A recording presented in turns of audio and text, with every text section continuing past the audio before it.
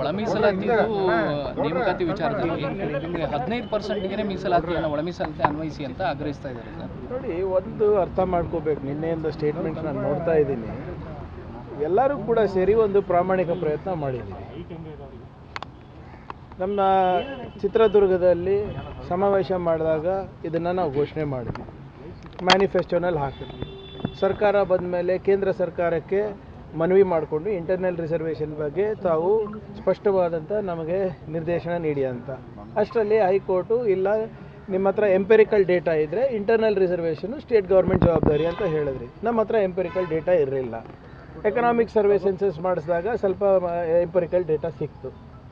Empirical data ಸಿಕ್ಕಾದಮೇಲೆ ಸ್ವಲ್ಪ ಗೊಂದಲಗಳಿತ್ತು. ಆಯ್ತಪ್ಪ, ಆದರೂ ಕೂಡ ಎಲ್ಲರಿಗೂ ಕೂತ್ಕೊಂಡು ಬಗೆಹರಿಸುವ ಪ್ರಾಮಾಣಿಕ ಪ್ರಯತ್ನ ನಮ್ಮ ಸರ್ಕಾರ ಮಾಡ್ತು. ಅದಾದಮೇಲೆ 665 ಅಂದ್ಬಿಟ್ಟು ಕ್ಯಾಟಗರಿ ABC ಮಾಡಿದ್ವಿ. ಅಷ್ಟರಲ್ಲಿ ಈ 50% ಮೀಸಲಾತಿ 56ಕ್ಕೆ ಹೋಗ್ಬೇಕಂತನೂ ಕೂಡ ಒಂದು ಪ್ರಸ್ತಾವನೆ ಇತ್ತು. ಅದ್ರ ವಿರುದ್ಧ ಕೋರ್ಟಿಗೆ ಹೋದರು, ಇದ್ರ ವಿರುದ್ಧ ಕೋರ್ಟಿಗೆ ಹೋದರು. ಒಟ್ಟು 6 ಪ್ರಕರಣಗಳು ಹೋಗಿವೆ. ಅಷ್ಟರಲ್ಲಿ ರೆಕ್ರೂಟ್ಮೆಂಟ್ ನಿಲ್ಲಿಸ್ಬೇಕಂದ್ಬಿಟ್ಟು ಕೂಡ ಕೆಲವು ಜನ ಹೇಳಿದ್ಮೇಲೆ ಅದನ್ನು ಕೂಡ ಸರ್ಕಾರ ಆಯ್ತಪ್ಪ ಸಾಮಾಜಿಕ ನ್ಯಾಯ ಹಿನ್ನೆಲೆಯಲ್ಲಿ ಒಂದು ಪ್ರಯತ್ನ ಮಾಡೋಣ ಅಂತ ಅದನ್ನು ಕೂಡ ಸ್ಥಗಿತ ಮಾಡಿದ್ರು. ಅಷ್ಟರಲ್ಲಿ 3-4 ಸರಿ ಪ್ರೊಟೆಸ್ಟ್ ಕೂಡ ಆಗಿದೆ. ಮತ್ತು ಅದಕ್ಕಿಂತ ಮುಂಚೆ ನಾವು ಇದು ಎಂಪೆರಿಕಲ್ ಡೇಟಾ ಬಂದ ಮೇಲೆ ಕಾಯ್ದೆಯನ್ನು ಮಾಡಿದ್ವಿ. ಕಾಯ್ದೆಯನ್ನು ಮೇಲ್ಮನೆಯಲ್ಲಿ ಕೆಳಗಿನ ಮನೆಯಲ್ಲಿ ಪಾಸ್ ಮಾಡ್ತೀವಿ, ಗವರ್ನರಿಗೆ ಕಳಿಸ್ತೀವಿ. ಅಲ್ಲಿಂದ ಏನು ಅಡಚಣೆಗಳಿತ್ತು ಖುದ್ದಾಗಿ ಹೋಗಿ ಭೇಟಿಯಾಗಿ ಎಲ್ಲ ಸಚಿವರು ಗವರ್ನರಿಗೆ ಮನವಿ ಮಾಡಿದ್ಮೇಲೆ ಅವರು ಕೂಡ ಸೈನ್ ಹಾಕಿ ಕಳಿಸಿದ್ದಾರೆ. ಈಗ ಸರ್ಕಾರದಿಂದ ಇವೆಲ್ಲ ಪ್ರಯತ್ನಗಳು ಪ್ರಾಮಾಣಿಕವಾಗಿ ನಡೆದಿಲ್ವಾ? ಅದು ಬದ್ಧತೆ ಇಲ್ವಾ? ಇದೆ ಅಲ್ವ? ಈಗ ಯಾರೋ ಕೋರ್ಟಿಗೆ ಹೋದರೆ ಅದರಲ್ಲಿ ನಮ್ಮದೇನು ತಪ್ಪಿದೆ? ಈಗ ಎಲ್ಲರಿಗೂ ಕೋರ್ಟಿಗೆ ಹೋಗೋ ತಡೆಯೋ ಶಕ್ತಿ ಸರ್ಕಾರಕ್ಕಿದೆಯಾ? ಅಥವಾ ನಾವು ಮಾಡ್ಬೋದಾ? ಸ್ವಲ್ಪನ ಇದನ್ನು ಅರ್ಥ ಮಾಡ್ಕೊಂಡು ಸರ್ಕಾರದ ನಿಲುವು ಏನಿದೆ, ಸರ್ಕಾರದ ಪ್ರಯತ್ನಗಳೇನಿದೆ ಅದನ್ನು ಅವರು ತಿಳ್ಕೊಂಡ್ರೆ ನಿಜವಾಗ್ಲೂ ಎಲ್ಲರಿಗೂ ಒಳ್ಳೆಯದಾಗುತ್ತೆ. ಸಾವಿರಾರು ಜನ, ಲಕ್ಷಾಂತರ ಮಕ್ಕಳು ಇವತ್ತು ಬೀದಿಗಿಳಿತಾ ಇದ್ದಾರೆ ಹೋರಾಟಕ್ಕೆ. ಆಮೇಲೆ ಏನಿದ್ರು ಕಾನೂನು ಪ್ರಕಾರನೇ ಮಾಡಬೇಕಲ್ಲ. ನಾನು ಕಾನೂನು ಬಿಟ್ಟು ನಾನಿರ್ಬೋದು, ನೀವಿರ್ಬೋದು, ಸರ್ಕಾರ ಇರ್ಬೋದು, ಕಾನೂನನ್ನು ಬಿಟ್ಟು ಮಾಡಲಿಕ್ಕಾಗುತ್ತಾ? ಸೊ ಏನೇ ಇದ್ರೂ ಕೂಡ ಎಲ್ಲರೂ ಕಾನ್ಫಿಡೆನ್ಸಲ್ಲಿ ತೊಗೊಂಡೇ ಮಾಡ್ತಾ ಇರೋದು. ಈಗಾಗಲೇ ಮಾನ್ಯ ಮುಖ್ಯಮಂತ್ರಿಯವ್ರ ಕಚೇರಿನಲ್ಲಿ 4 ತಾಸು ಚರ್ಚೆ ಆಯಿತು. ಅದಾದಮೇಲೆ ಅದೇ ಸಂಜೆ ಹೋದ ಗುರುವಾರ 4 ತಾಸು ಕ್ಯಾಬಿನೆಟ್ನಲ್ಲಿ ಚರ್ಚೆ ಆಯಿತು. ಏನು ಕದ್ದಿ ಮುಚ್ಚಿ ಏನಾದರೂ ಮಾಡ್ತಾ ಇದೀವಾ? ಎಲ್ಲನೂ ಸರ್ಕಾರ ಎಲ್ಲ ಲೀಡರ್ಸ್ಗೆ ಮಾತಾಡೇ ಮಾಡ್ತಾ ಇರೋದು. ಸರ್, ಈ 56,000 ನೇಮಕಾತಿ ಏನಿದೆ ಅದರಲ್ಲೂ ಕೂಡ ಮೀಸಲಾತಿ ಒಳ ಮೀಸಲಾತಿಯನ್ನು ಅನ್ವಯಿಸಿಕೊಂಡೇ ನೇಮಕಾತಿ ಮಾಡಿ ಅನ್ನೋದು ಆಯಿತು ಸರ್. ಏನಾದರೂ ಮಾಡೋಣ, ವಿಧಾನ ಏನು? ಈಗ ನೋಡಿ, 6 ಕೇಸ್ ಇದೆ ಏನ್ರಿ? ಒಂದು 56%, ಇಂಟರ್ನಲ್ ರಿಸರ್ವೇಷನ್ ಬಗ್ಗೆನೂ ಕೂಡ ಒಂದು ಕೇಸ್ ಇದೆಯಾ? ನಾವೇನು ಹೇಳ್ತಾ ಇದ್ದೀವಿ, ಅದೇನಿದೆ ಆದೇಶ ಬರಲಿ ಕೋರ್ಟಿಂದ, ಇತ್ಯರ್ಥ ಆದ ತಕ್ಷಣ ಅದ್ರ ಪ್ರಕಾರ ಮಾಡೋಣ. ಈಗ 6% ಎಕ್ಸೆಸ್ ಕೂಡ ನಾವು ಬ್ಯಾಕ್ಲಾಗ್ ಕನ್ಸಿಡರ್ ಮಾಡಕ್ಕೆ ರೆಡಿ ಇದೀವಲ್ಲ, ಇನ್ನೇನು ಮಾಡ್ಬೋದು?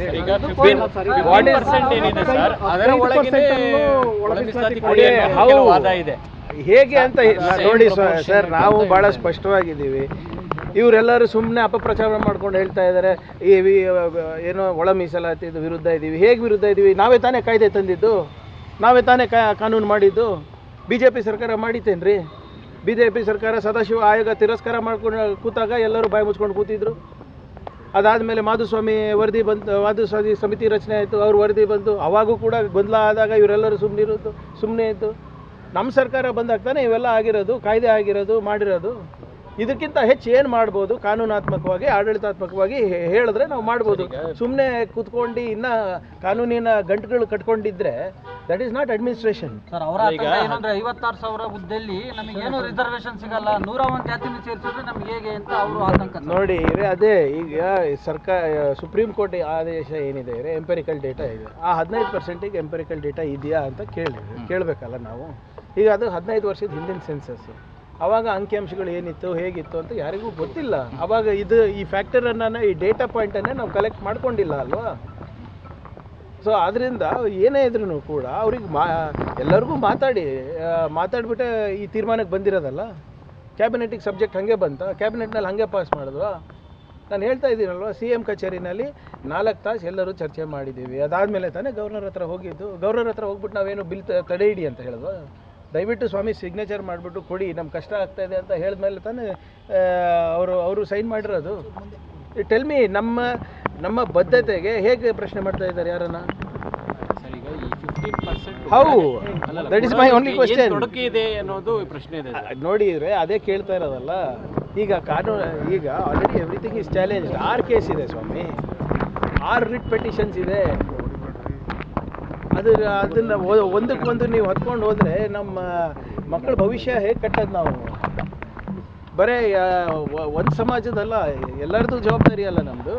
ಹೌದು, ಹೆಚ್ಚು ನಮ್ಮ ಸಮಾಜದ ಮೇಲೆ ಇರಬೇಕು. ಯಾಕಂದರೆ ನಮ್ಮ ಸಮಾಜಗಳು ಏನೋ ವಂಚಿತರಾಗಿದ್ದಾರೆ. ಸಮಾಜದ ಏನು ಈ ವ್ಯವಸ್ಥೆಯಲ್ಲಿ ಅಡಿಪಾಯನಲ್ಲೂ ಇಲ್ಲ. ಆದರೆ ಒಮ್ಮತದ ನಿರ್ಧಾರಕ್ಕೆ ಬರೋಕ್ಕಾಗ್ತಿಲ್ಲಲ್ಲ ಸರ್ ನಾಯಕರುಗಳು. ಯಾವುದು ಸರ್? ಇದು ವಿಚಾರವಾಗಿ ನಾನು see whatever it is, ನಾನು ಅದೇ ಹೇಳ್ತಾ ಇದ್ದಿಲ್ಲಲ್ಲ. You need a constitutional solution for this. You need a legal resolution for this. ಈಗ ಇಷ್ಟೆಲ್ಲ ಇವ್ರು ಬಿ ಜೆ ಪಿ ನಾಯಕರು ಮಾತಾಡ್ತಾ ಇದ್ದಾರಲ್ಲಪ್ಪ. ಒಂದು ಬಿ ಜೆ ಪಿ ರಾಜ್ಯದಲ್ಲಿ ಇದು ಮಾಡ್ತಾ ಇದ್ದಾರ?